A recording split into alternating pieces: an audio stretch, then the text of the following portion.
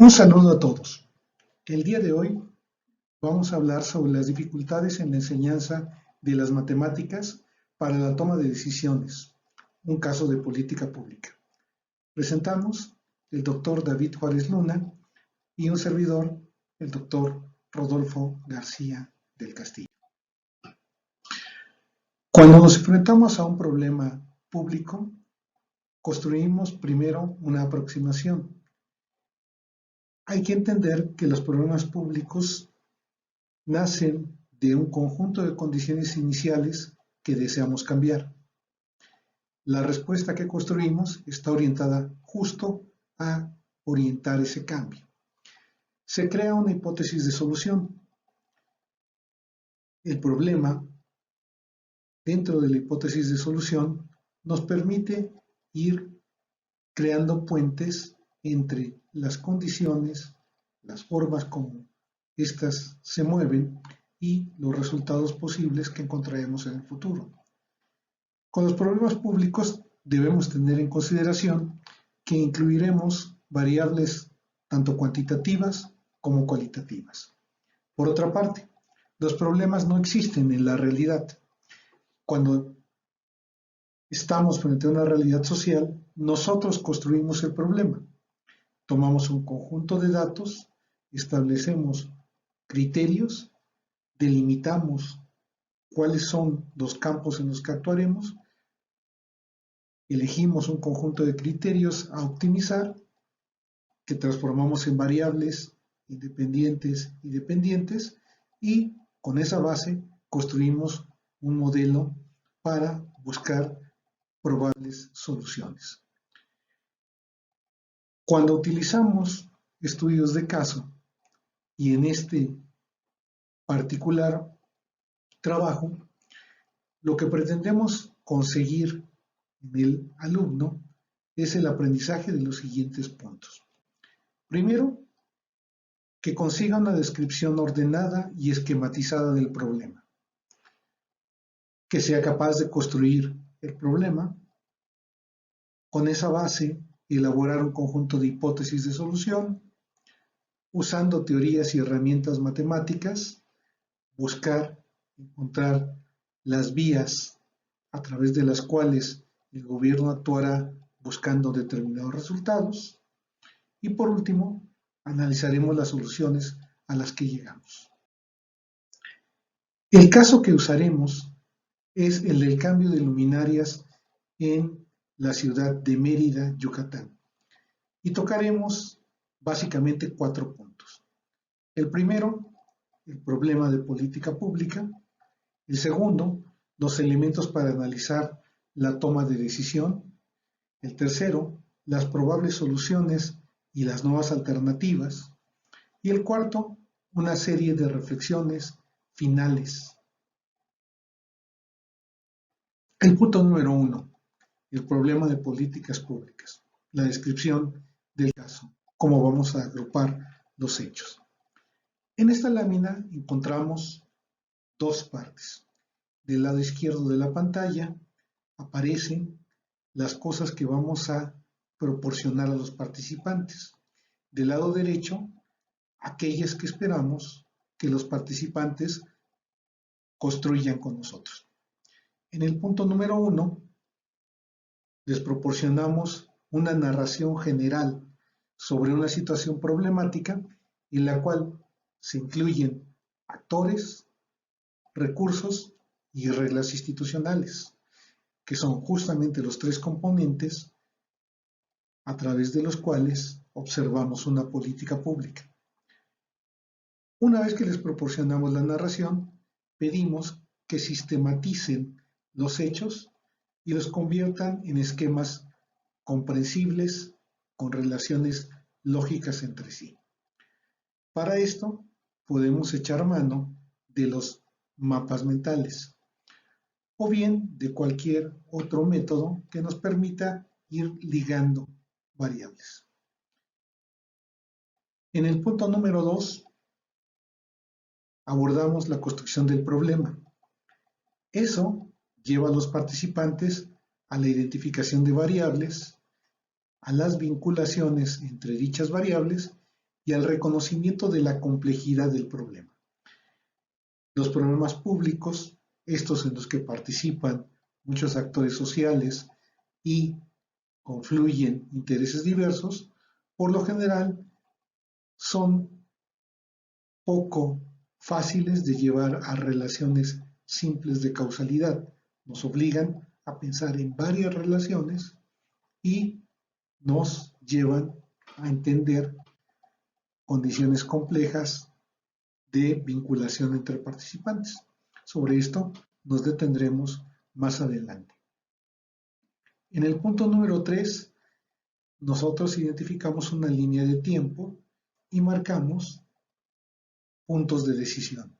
Estos puntos en donde los actores toman decisiones son justamente aquellos en donde vamos a buscar proporcionar herramientas que nos permitan el mejor manejo del problema.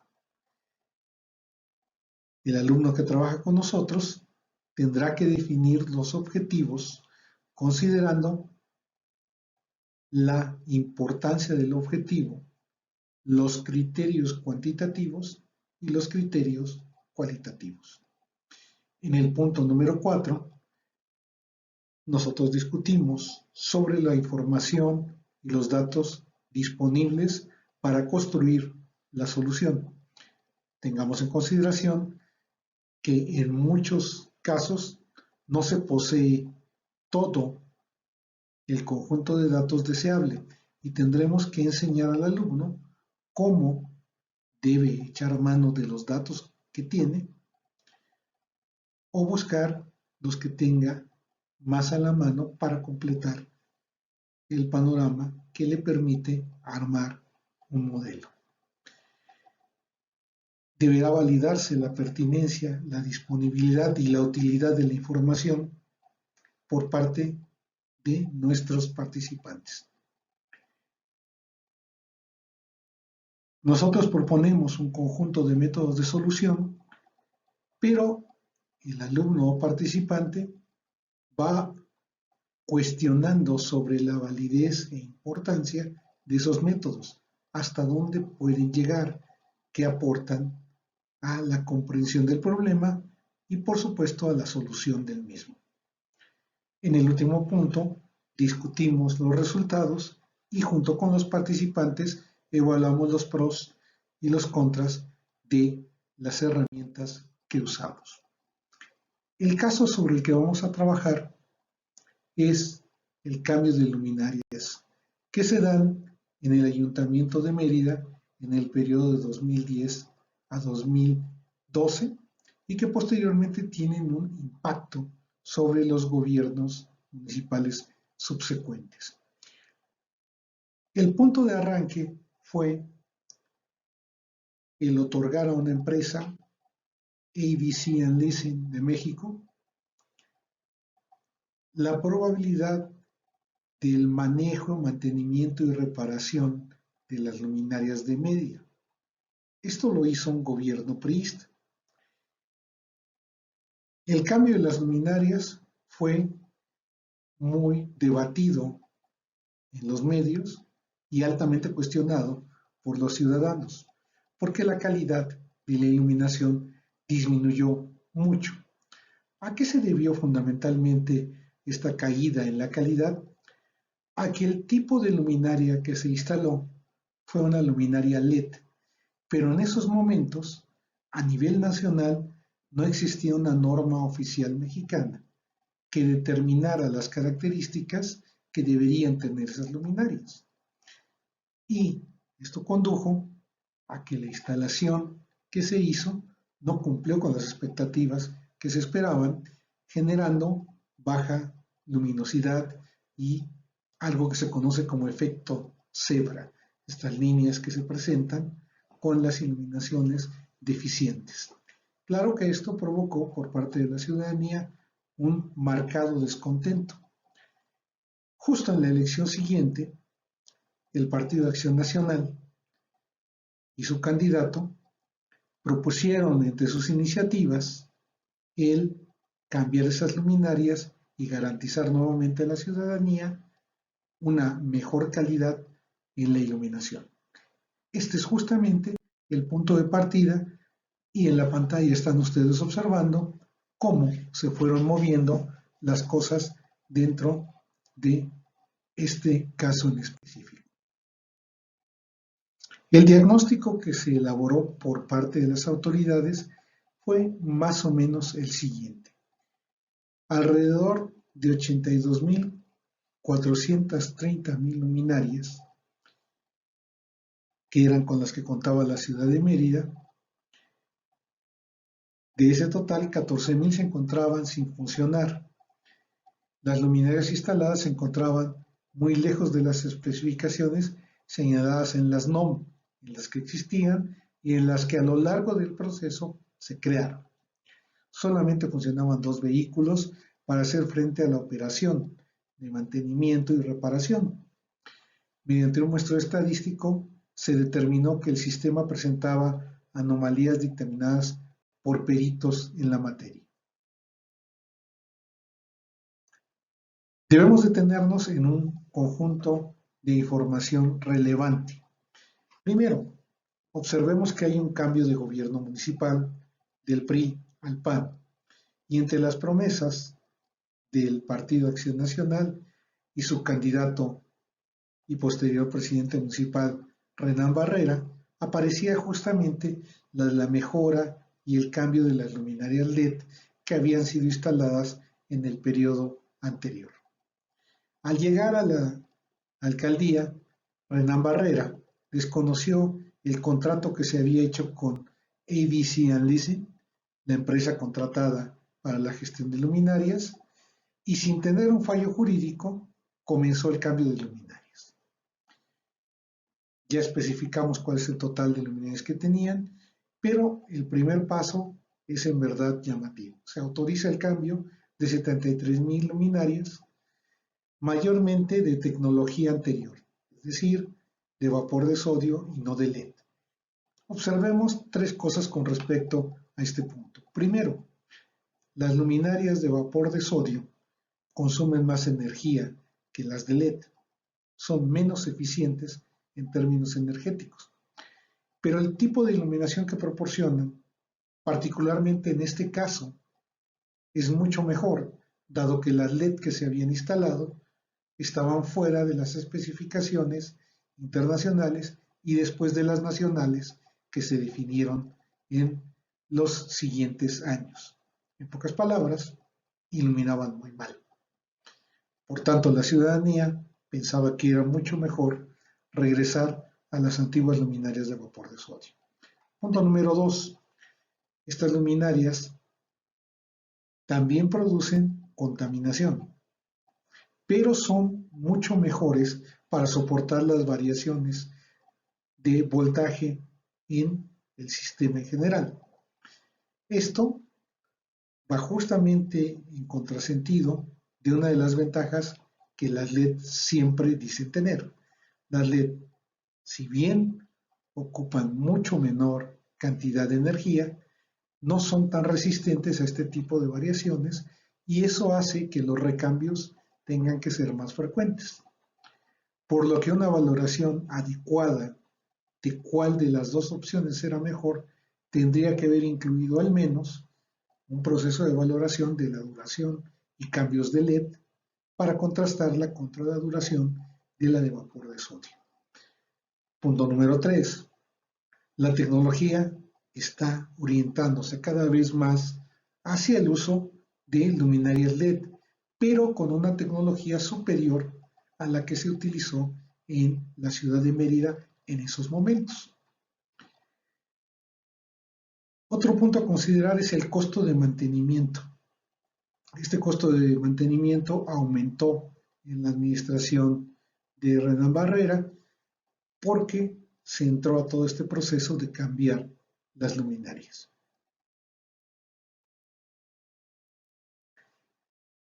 En el punto número 2 analizamos los elementos para la toma de decisiones. Hay que tener en consideración que el problema público puede tener distintos objetivos. Esto es muy importante al momento de construir las soluciones. y prácticamente es uno de los aprendizajes más importantes para los participantes en esta clase de ejercicios. ¿Qué deben observar? Si ustedes ven la lámina, lo que tenemos aquí son un conjunto de objetivos que podríamos seleccionar para colocarlos como el punto de partida de nuestros modelos. Podríamos buscar, por ejemplo, aumentar la calidad de la iluminación, disminuir el costo, disminuir el número de reclamos de los ciudadanos por las fallas en el alumbrado público, mejorar la percepción ciudadana con respecto a las acciones de gobierno, midiendo el valor social otorgado a la decisión. Esto tiene que ver con la satisfacción que la población tiene con respecto a la decisión gubernamental. Ustedes observan, este punto es más complicado de medir. Otra cosa que podríamos tomar como objetivo es la reducción de la contaminación lumínica por la calidad del tipo de luminaria. Un último objetivo sería aumentar la eficiencia energética. Podríamos incluso agregar algún otro, pero ya con estos vamos a ser conscientes de un problema que siempre aparece en los asuntos públicos. Varios de estos objetivos no son complementarios entre sí e incluso pueden contradecirse. Por ejemplo, si deseamos aumentar la calidad de la iluminación, es muy probable que tengamos un impacto directo sobre el costo. Si nuestra preocupación es mejorar la percepción, tal vez tendríamos también problemas con temas como la contaminación lumínica o la eficiencia energética, porque preferiríamos dar cierto tipo de iluminación independientemente del impacto que pudiera tener en términos ambientales. Esta clase de cosas se presentan comúnmente en los problemas de política. Al presentárselo a los participantes, estos se vuelven conscientes de la complicación que existe en la elección del objetivo principal que deben seleccionar para empezar a armar un modelo de solución. En este punto retomamos a un autor clásico en política pública, Eugene Bardack, que dice que lo primero que tenemos que hacer es fijar los criterios evaluativos que vamos a utilizar para el análisis de la política y la elección de la alternativa. Señala que el principal criterio que se utiliza con mayor frecuencia es el de la eficiencia. Pero en el caso de los asuntos públicos aparecen otros criterios como la equidad, la igualdad, la justicia, la libertad, la comunidad y otras muchas ideas, que en ocasiones son complicadas de medir. Por supuesto, quienes hemos realizado análisis costo-beneficio sabemos que existen artilugios para alcanzar a hacer un comparativo que me lleve al final a una comparación de costos y beneficios y a la elección entre diferentes alternativas. Pero siempre será una aproximación. Señala también Eugene Bardack, un poco buscando solucionar lo que comentábamos hace un momento, que cuando existen problemas para ponderar los criterios o seleccionarlos, suele llegarse a un arreglo de carácter político, siendo el decisor o el cliente el que nos señala cuáles serían los criterios preferentes por encima de otros. También puede ocurrir que el analista sea quien imponga los criterios dentro de la solución. Hay otro conjunto de criterios que el autor llama prácticos.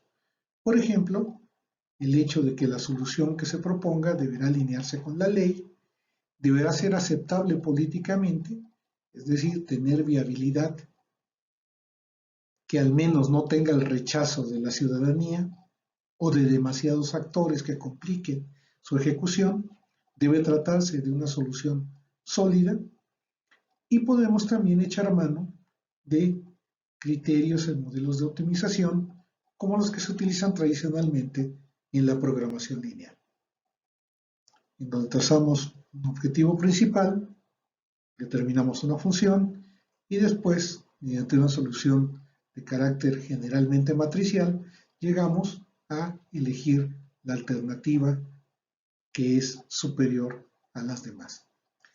Otra vez, lo que ocurre en estos casos es que tenemos que, del esquema seleccionado en el problema, de la delimitación de los criterios, derivar el tipo de función que utilizaremos para armar el modelo en su conjunto. Lo que tenemos aquí es la evolución de la población en la zona metropolitana de Mérida, únicamente como un indicativo de que va creciendo la población y también, por cierto, la extensión del territorio y los problemas en el sistema de iluminación, que cada vez aumenta la demanda y crece en complejidad. En el siguiente punto observaremos con mayor detalle las probables soluciones, para lo cual cedo la palabra al doctor David Juárez. Por lo general, la forma tradicional de atender estos problemas privilegia el uso de herramientas de solución como modelos de optimización lineal y análisis costo-beneficio.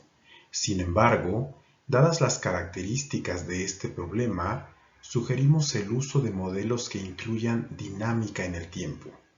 Los escenarios construidos permiten valorar de forma distinta el problema, como veremos a continuación. En un primer escenario, se propone calcular el costo inmediato de mejorar las luminarias cuando rescindir el contrato con ABC Leasing no es costoso. En este escenario es muy simple porque únicamente considera calcular el costo de inversión, costo de operación y mantenimiento, más el costo de consumo de energía de las luminarias en un punto del tiempo.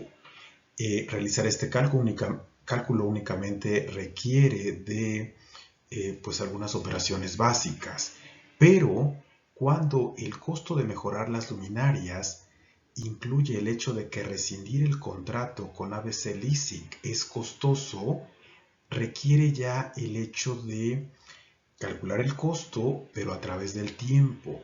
Y este costo se debe de calcular en valor presente. La primera complicación en la que nos enfrentamos es de que el costo de rescindir el contrato implica un juicio que no se sabe cuánto tiempo va a durar, pueden ser 5 años, 7 años, 10, no lo sabemos, por lo que este costo va del tiempo del periodo 0, un periodo inicial, a la esperanza de un periodo K. Repito, este periodo no se sabe y se debe de calcular de algún modo. Para ello se requiere saber algo de teoría de probabilidad para hablar de un valor esperado. También tenemos el costo de inversión a través de ciertos periodos que se debe de calcular en valor presente, el costo de operación y mantenimiento y el costo de consumo de energía de las luminarias. Para calcular este costo a través del tiempo se requiere introducir el concepto de tasa de interés, hablar de valor presente neto. En este caso se habla de periodos discretos, pero si se considera que el tiempo va avanzando de manera continua, en lugar de utilizar sumatorias, se deben emplear integrales. En un tercer escenario, se puede llevar a cabo un análisis más complejo que incluya introducir un concepto como el beneficio público de mejorar las luminarias. El primer problema que tenemos es definir y en su caso interpretar lo que es el beneficio público de mejorar las luminarias. En este caso proponemos que este beneficio público tendrá dos elementos.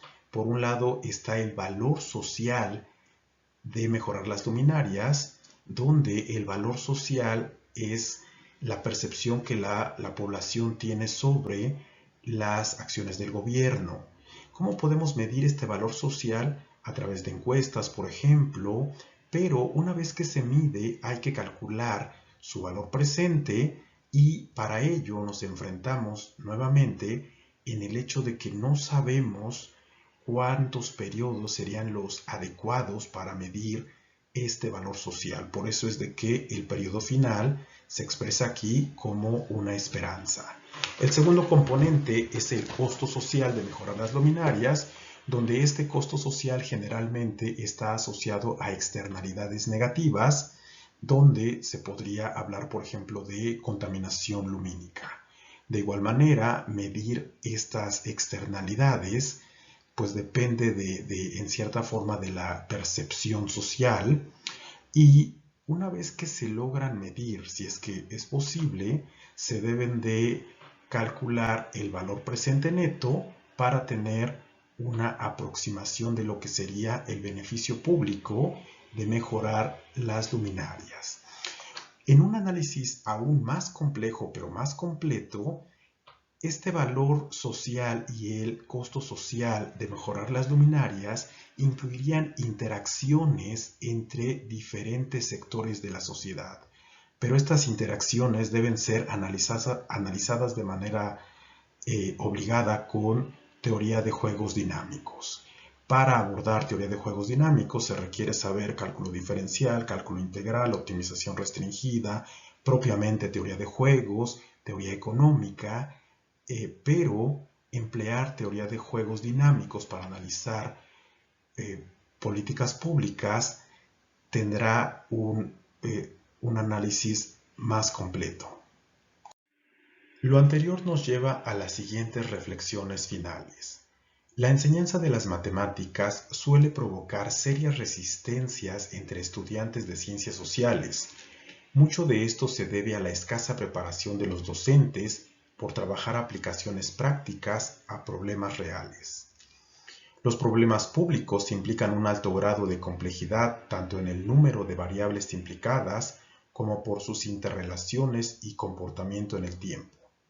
Para los estudiantes, en particular de disciplinas económicas o administrativas, el uso de la metodología de estudios de caso permite un mejor aprendizaje y sienta las bases para el ejercicio profesional. La definición de problemas supone decisiones sobre los objetivos y criterios que guían la construcción de modelos de decisión. Es importante ir más allá del uso del análisis costo-beneficio y de la programación lineal. La propuesta de usar escenarios es solo un punto de partida para incorporar paulatinamente el uso de otras herramientas matemáticas más complejas y poderosas. El uso de la probabilidad y la teoría de juegos, entre otros métodos, surge entonces como una elección natural. Muchas gracias.